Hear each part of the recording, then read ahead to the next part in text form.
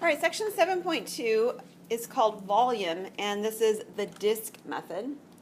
And the basic idea is that we're going to take what we know about areas and using integration, and then we're going to combine these ideas together.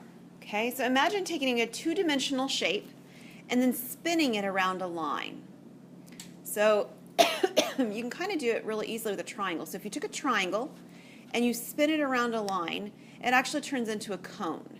And somebody probably talked a little bit about that when you first looked at three-dimensional shapes that are very rigid like that. That a cone, if you sort of just look at just a cross-section of it, you know, a two-dimensional slice of it is just a triangle. Okay? So when we spin this object like this, we get something called a solid of revolution.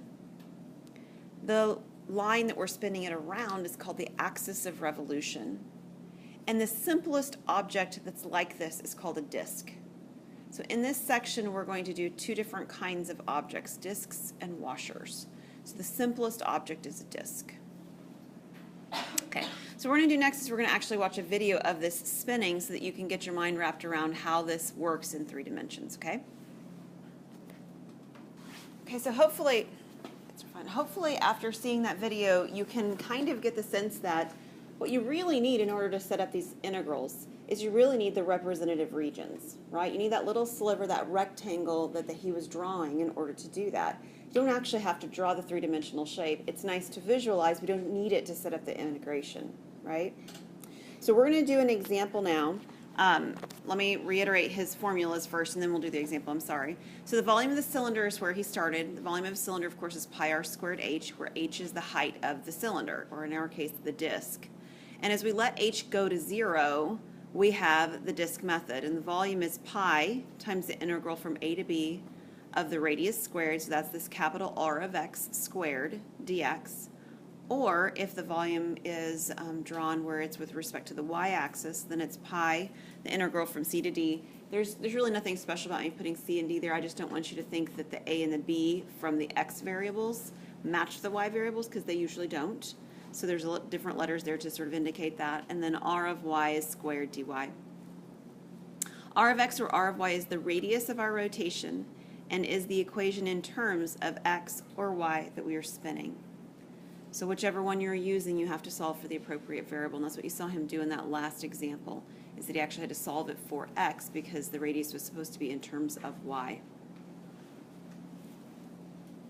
Okay, does everybody have this written down and I can go to the next screen?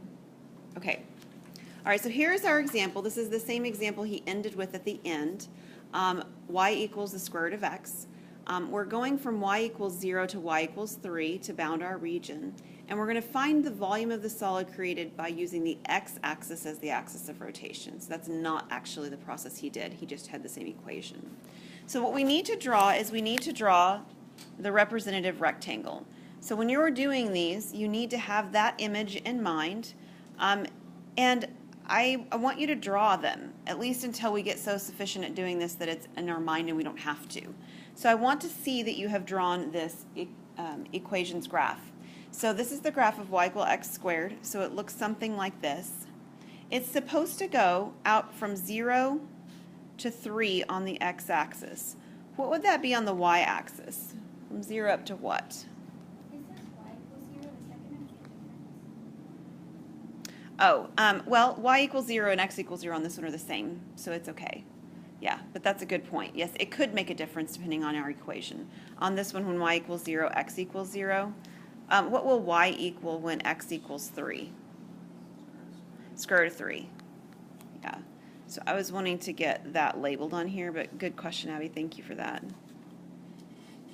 So we're supposed to go from y equals 0, or bounding by y equals 0. Where is y equals 0 in terms of an equation? What is y equals 0? It's the x-axis, right? So the x-axis is one of the equations that I'm supposed to be bounding by. And what is x equal 3? Where is that? It's a vertical line, right? Vertical line at 3. So these are the 3 equations that I'm told that I'm supposed to be bounding my function by. And so this is the region that we're referencing right here. I'm going to try that again. Okay, so that's the shaded region that we're going to be rotating. And it tells us we're rotating around which axis? The x-axis. So we're rotating like this. And when we looked at that video, they talked very specifically about how we decide where our rectangle is. That is, whether it's a vertical rectangle or a horizontal rectangle. How did he say we made that decision? What was it based on? Which axis you're rotating around, and how is it related to that axis? It's going to be connected to it. He used a very specific word. Do you remember the word he used? He used the word perpendicular. It needs to be perpendicular to the axis of rotation. So when I draw this rectangle in, it needs to be a vertical rectangle, otherwise it won't be perpendicular to the x-axis. Okay, so every time we draw our rectangles using this method, they are perpendicular rectangles. That will change when we change methods. That's why I'm mentioning it right here now. Perpendicular rectangles for disc and washers. Once I have my rectangle, I can actually identify several features. For one, I can identify the width of the rectangle. It's delta x, because it's the change in the width of it. The width is an x variable here, right? And then what is the height of my rectangle here? Yes, is it the x value or the y value going to be the height?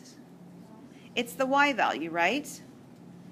This y value is my r, my capital R equation, r of x. And I'm doing it as r of x because I'm doing this with respect to x. This says delta x down here. So that's why it is r of x. Now that's actually really friendly because your equations are typically given to you in terms of x, right? It's y equals the square root of x. So when I'm writing my integral out here, the integral, or the volume, I'll start with volume equals, is pi times, and it's supposed to be the radius squared, but the radius in this equation is y squared. We'll fill that in a second, right? And I'm supposed to be integrating with respect to x, because it said dx on bottom. Well, y in this is actually square root of x. So I need my variables to match, whether you write that as y at the beginning or r of x at the beginning. Eventually you're going to fill in that this is the square root of x. And what are my limits of integration? I haven't written those down yet.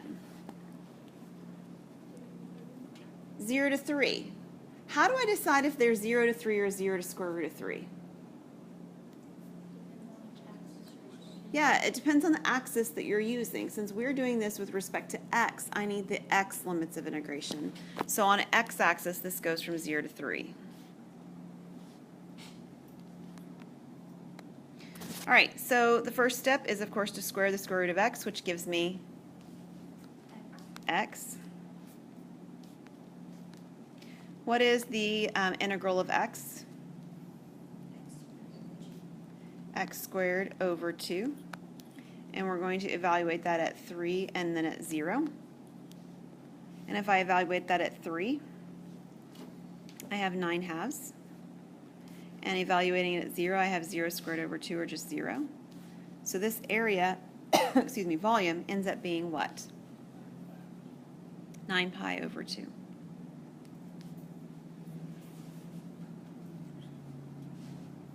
Okay.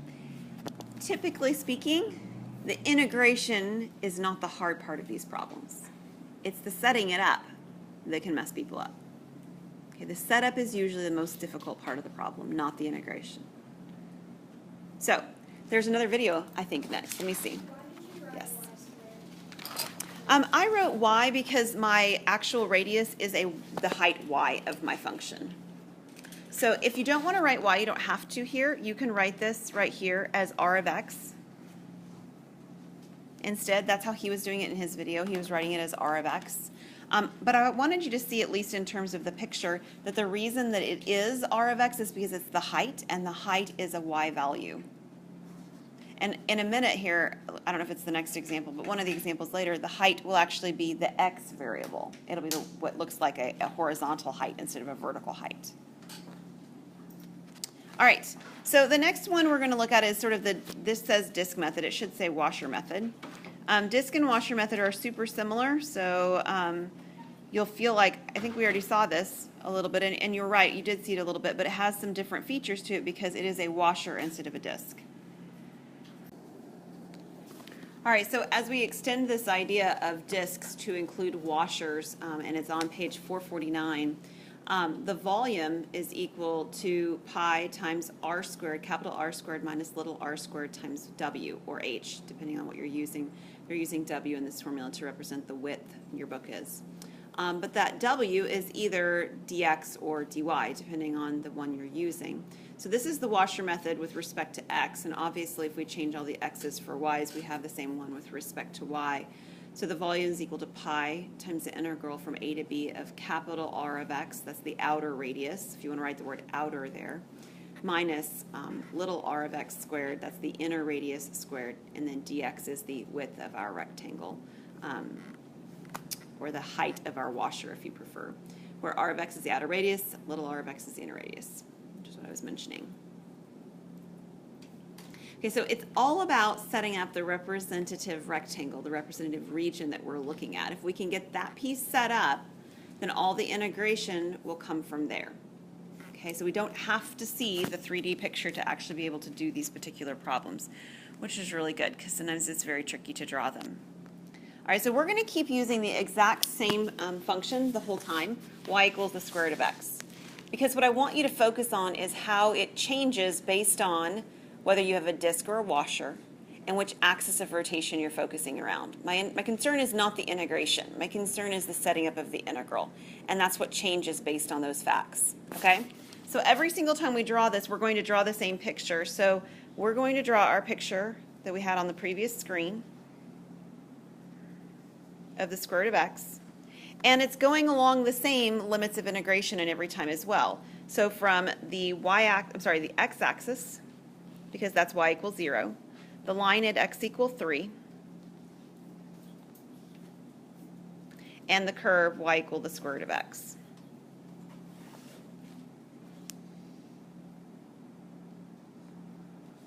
So this goes up to square root of 3 on the y-axis. And so our region is this one. Okay, so on this problem, I'm cheating. Hang on. On this problem, it says that the solid is created using the y-axis as the axis of revolution. So I think I actually shouldn't have shaded this in. So I'm going to unshade that for now. We still have all of this, everything that's marked. What I want to mark that I'm going around the y-axis instead of the x-axis. And because that's the case, I actually have the other portion of this that I didn't have marked already shaded in. No, I did it. I had that right. I'm sorry. Let me get that shading back there. I'm sorry. All right. So my representative rectangles are always supposed to be perpendicular to the axis of rotation. So my axis now is the vertical axis along the y-axis. So will I have a vertical, a tall rectangle, or will I have a horizontal, a long rectangle? It'll be horizontal on this one. So my rectangle will look something like this. Okay? So if this is what my rectangle looks like, do I have a delta x or a delta y for the width of this rectangle? Delta y. So everything that I do in this function, or this integration, will be in terms of y. So I've got pi times the integral. What are the limits of this integral in terms of y? 0 and the square root of 3. I'll do my radius here in a second, but this is dy on the end. Now first I need the outer radius. What is the outer radius of this region? It's actually just the 3, right? The entire outer radius will be from here to here. It's the purple line. And that's a constant line, right? It's bounded, it's a solid. I mean, there's no variability. It's not a function that's changing. It's constant. It's 9. I'm sorry, it's 3. And then when I square it, I'm going to get 9. So my outer radius is 3. However, what is my inner radius?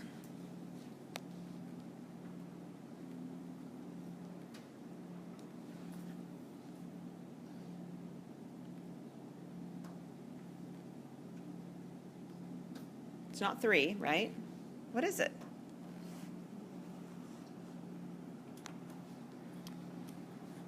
So the outer radius went all the way from the y-axis to the farthest point of my shaded region.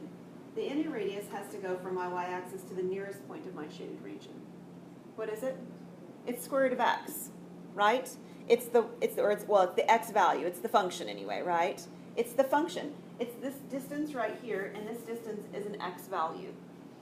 So this is r of y, but it's in terms of, I mean, it's y, that's x. I said it wrong there. This is x, but it needs to be in terms of y. It would be y squared, exactly, because my function is y equal the square root of x. So what is x equal? Y squared. So this outer, not outer, inner radius is y squared. And then we have to square that again. You're right. So this is the setup of it. We have to make sure we have everything in terms of y, because we were doing this with respect to delta y for the width of this rectangle. All right, so we'll finish this out. The integration of it's not the difficult part. It's the setting it up and make sure we have identified the right pieces in the right location that can cause errors to happen very quickly. So this should be 9 minus y to the fourth dy.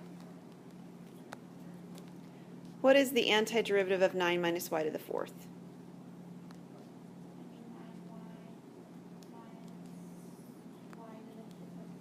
Right.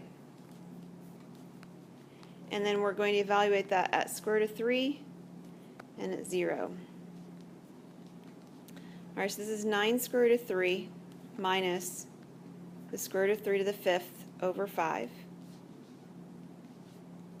And then plugging in 0 in for those just gives me 0, right? Well, 9 square root of 3 is okay. What happens when I do square root of 3 to the 5th?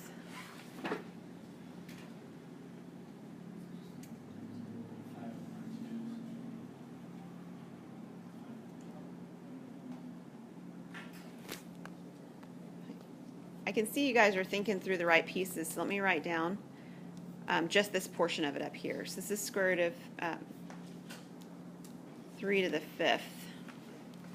So it means I have 3 or 5 of these square root of 3's, right? There will still be a square root there, but portions of it won't be anymore, right? Yeah, each of these are 3, so this is 9 square roots of 3. Okay? Everybody's good, I think. So this is pi, and then I have 9 square root of 3, and then I have 9 minus 9 square root of 3 over 5.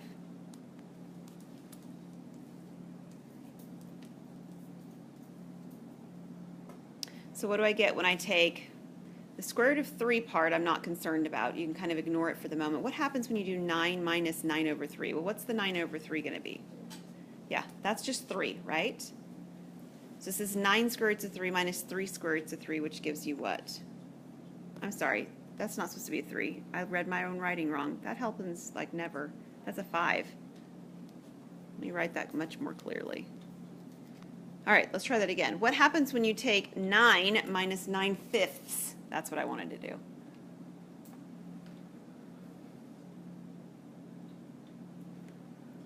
That's what we have is 9 minus 9/5, right? Not near as convenient as 9/3, is it? You would get a common denominator, right? What did you get, Caleb? 36 square root of 3 over 5. All right, so yeah, so you would have, if you got a common denominator, you'd get a 45 over 5 at the beginning, right? And then 45 minus 9 would be 36. So this is 36 square root of 3 over 5.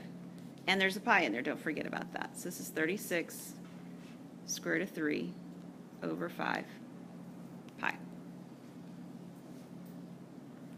And you're welcome to grab your calculator. I know that, you know, we can work through that in our heads. We can work through that on paper, but you're welcome to use your calculator to do the simplification too. Couldn't we simplify 9 and the square root of 3 is just... We can get a decimal approximation for it, but we can't do anything better than that because square root of 3 is irrational. Yeah. So could we get a different approximation? Yeah, but in that sense, you could do that because of the pi as well, right? I mean, so yeah, so we'll just leave it with the pi in it and with the radical involved in it. All right, we're going to change the axis of revolution now. Same region, same picture. That's why I copied and pasted it. In fact, I'm going to copy and paste it one more time. So that's how you're cheating. Yeah, that's how I'm cheating. See, that way I don't have to draw it again. You guys have to draw it again. It's so mean. Okay, here's our next one. This one now says that I'm going to rotate along a different line. This is the video we didn't watch, okay? This is his next video if you go out on YouTube and watch his next video. So the first one we rotated around was the x-axis. The second one we rotated around was the y-axis. And you might be like, well, what other axes are there? Well, anything we want actually could be an axis. Just give me any old line. So we've got infinitely many options here. We're going to stick with vertical or horizontal lines. So this line we're looking at is the line x = 3. So the line x = 3 is actually marked on my screen, isn't it? It's the purple vertical line that I've already got marked here. So this line at x = 3 is this one right here. We're going to be rotating it around. Now if I rotate around that, do you notice that I'm actually going to get a disc, not a washer? I'm not going to have a hollow piece in the middle, right? I'm actually going to get sort of almost like a bowl-looking shape. Okay, good deal. So when I'm drawing this, I still do the perpendicular, rectangle, and all that good stuff. So will my rectangle be tall or will it be long? Will it be horizontal or will it be vertical? Which one will I have? It'll be a horizontal long one, actually, because I've got a vertical axis of revolution, just like on the last problem, right? And because it actually touches the axis of revolution, no matter where I draw that rectangle in, that's actually what's giving me a disc instead of a washer. You'll notice if I had it over here, the representative rectangle did not touch the axis of revolution, at least not everywhere. So I had a hole in the middle, and that's what's giving me that hole or that washer going on. This one I don't have that. Whoops, this one I don't have that. So I've got this touching the vertical axis. All right, so I've got the washer, the disk method from the very first slide that we were looking at. So my integral is pi, and I'll only have something squared. I won't have to do any subtraction. Now, am I going to do this with respect to x or y? Is this delta x or delta y for the height of my rectangle? It is delta y. So this is another one where I'm going to do this with respect to y, dy. So my limits of integration are just like last time, 0 to square root of 3. Okay, so far so good? Okay, but we have to figure out what our radius is, and that's a little bit trickier on this problem than the ones before, because I want my radius to be this distance. Right? So it would be 3 minus x, right? 3 is the whole width, right, from the vertical or from the y-axis all the way out to the line x = 3. That's 3. And then I have to subtract the little piece at the beginning, which is the distance x. And the distance x is exactly what you said, Abby. It's y squared. So this is 3 minus y squared, because x is equal to y squared, and I'm supposed to be working in respect to y because I had delta y in my problem. Is everybody good with that? So this is 3 minus y squared squared. And you do need a little bit of algebra before you start integrating that, right? Foiling? Yes? So this is 9. It's not a good 9. Let me try that again. 9 minus, and then if I did 3 times y squared, it's 3y squared doubled would be negative 6y squared, and then plus y to the 4th dy.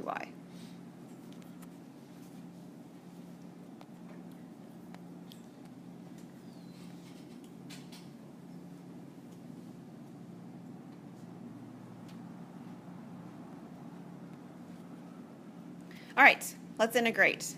What is the antiderivative of 9? Don't everybody speak at once. 9y. How about 6y squared?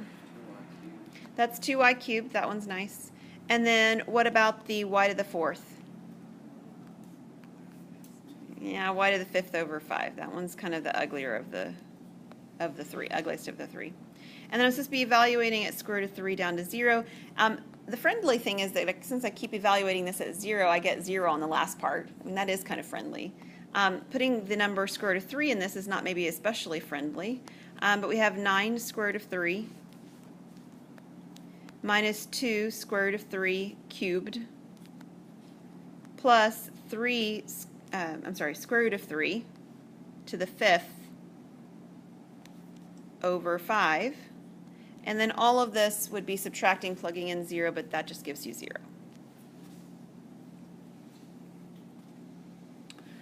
We already did the square root of 3 to the 5th over 5. We already know what that is. So this is 9 square root of 3 at the beginning. Square root of 3 cubed, what is that? 3 square root of 3 times the 2 at the beginning gives me 6 square roots of 3. And then this one we already did a minute ago was 3 square root of 3, I'm sorry, not 3, 9 square roots of 3 over 5. So grab your calculator because we're going to stop doing this in our heads because it'll make it a lot easier. I don't want to deal with the square root of 3s, just deal with the constants in front of them, the coefficients. So 9 minus 6 plus 9/5. 9 minus 6 plus 9/5. So 3 plus 9/5. And then, what did you get? 4.8. Can you turn it back into a fraction for me, just so that we've, okay, 24 over 5. So I don't care whether it's in fraction or decimal, I just wanted it in fractions because we'd already been working in fractions, that's all. So if you do it in decimal, that's fine. So this is 24, and then I do still have the square root of 3 over 5 times pi. And if you prefer, we can put the pi here at the end instead, just to make it look more standard. 24 square root of 3 over 5 pi. Okay. We're going to change our axis again. We have 2 more axis changes.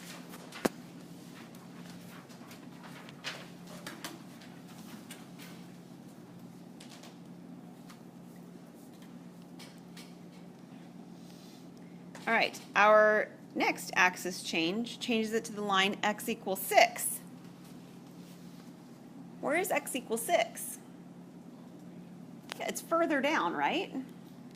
So it's like over here. That's not a very good representative, but something like this, right?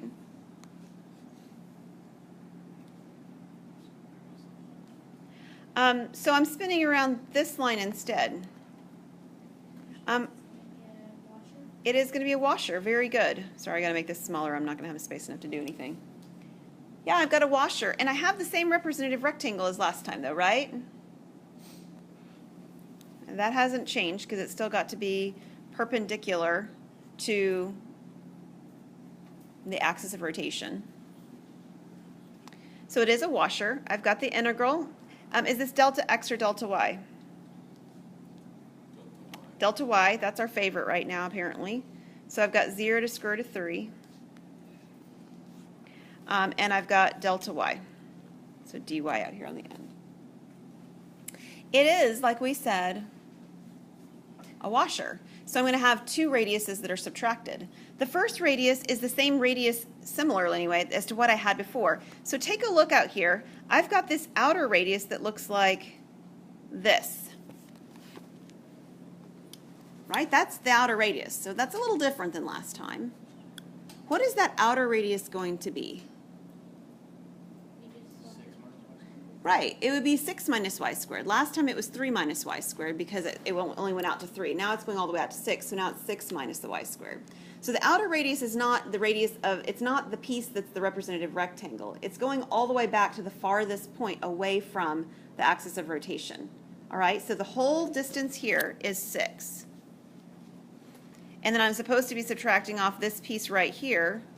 I don't know why I keep using the same colors. I can't differentiate anything for you guys by doing that. This whole distance is the outer part, and then minus this piece, because this is not part of it, would be x, and that x is equal to y squared. So this is 6 minus y squared.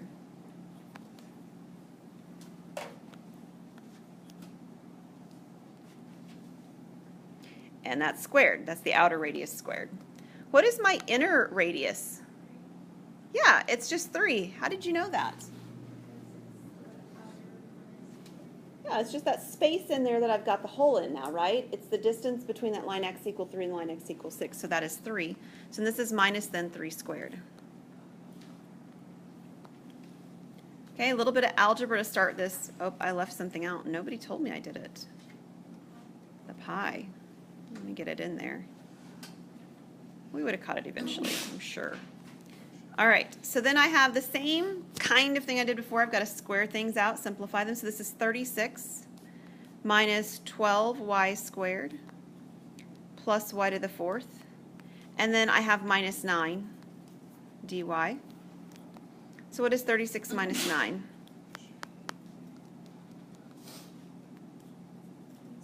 27. So 27 minus 12 y squared plus y to the 4th dy. And we need an antiderivative for that. So this is 27y. Oops, hang on. Get carried away with my notation. 27y. What does 12y squared become? 4y cubed. And then I have that same wonderful y to the 5th over 5 that we keep having, right? Evaluated at square root of 3 and at 0. You guys are going to get comfortable with square root of 3s before this problem's over, aren't you? All right, so now I have 27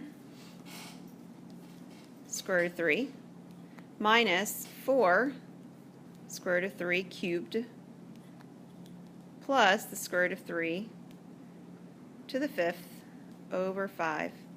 And of course, all of that is minus 0.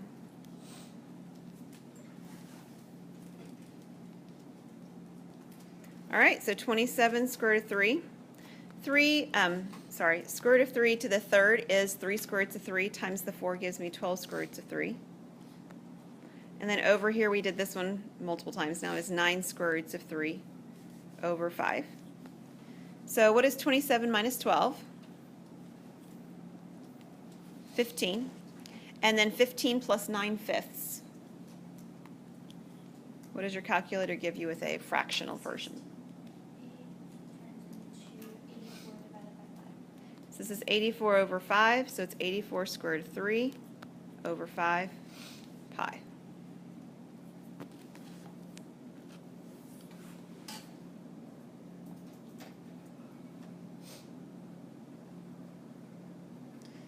So far, so good. I have one last representative to look at. One more axis of rotation. How is this one different than the other, well, the last 3 that we've done?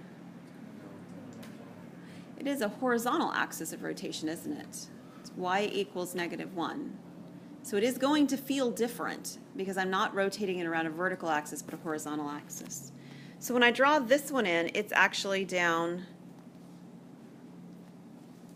here that I'm rotating it around.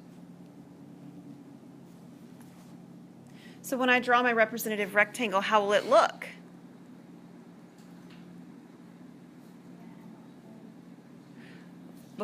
I will, but I haven't drawn my representative rectangle yet. Where will how will my representative rectangle look?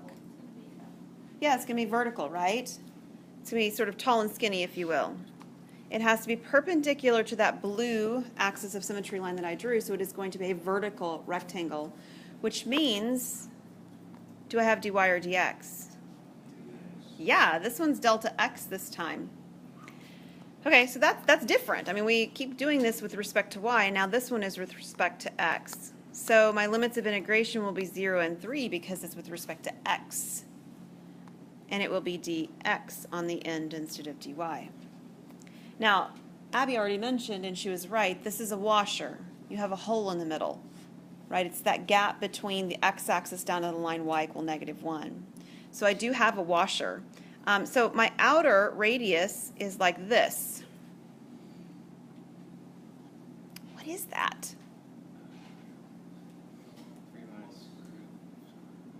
Nope.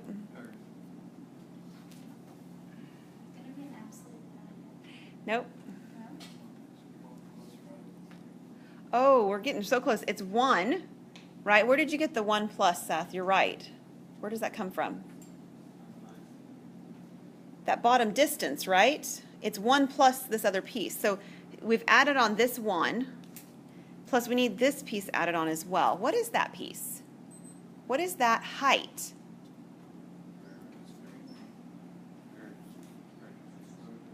It's y. And y is equal to the square root of x. The height, the farthest out radius, the capital R of x, is actually 1 plus the square root of x. So not square root of 3, but square root of x. Okay? So my outer radius is 1 plus the square root of x squared. What's the inner radius? That one's lots easier. Just 1. Yeah. The inner radius is just this bottom piece at the here. Okay, this one right here. Yeah, that's true. It would. You're correct. It would still come out positive because you're squaring it. Okay, let me move this over a little bit so that I'm not running into my picture. All right, so we thought that we were having a nice thing happen when we got rid of the radical 3 as an upper limit of integration, but it now has a square root involved in the actual integral part, right? So we get it somewhere along the way. This is 0 to 3. So when I square this, I'm going to get 1 squared is 1. I have 1 times the square root of x, which is square root of x doubled, so that's 2 square roots of x, plus, and then I have the square root of x squared, which is x. And then I have minus the 1 on the end, which was also squared right here.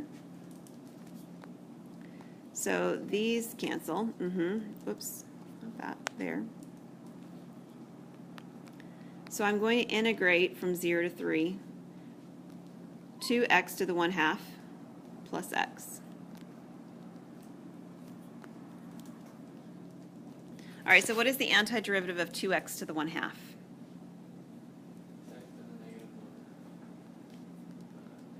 I think you're thinking about doing a derivative. 3/2, right? And then we would multiply that times 2/3 or divide by 3/2, but I'll multiply it times 2/3. Plus, and then the antiderivative of x squared over 2, right? We're going to evaluate all of this from 3 down to 0, and again, plugging in 0 is quite friendly. So I have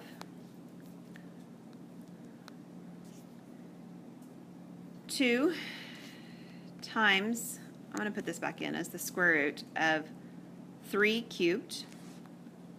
Oh, you know what? Let me simplify the 2 and the 2/3 at the end. Let's just write that as 4/3. Plus, and then I have 3 squared over 2. And this is minus 0 when I put the 0 in at the end. All right, so the square root of 3 cubed would be 3 square roots of 3. 4/3 times 3 square roots of 3 would give me a 4 square root of 3. Because of the 3 square roots of 3, the 3 is going to cancel with the 3 in the denominator. Plus, and then 3 squared over 2 is 9 divided by 2. And we are going to just leave it like that. It doesn't really get any cleaner because you're going to still have, you can't actually combine it because they don't both have radicals in. If you want, you can distribute the pi. I think one of the resources, like at the back of the book, it probably will distribute your pi.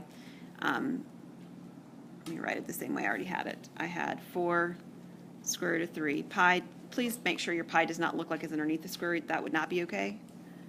And then you have your 9 pi over 2, or 9/2 pi.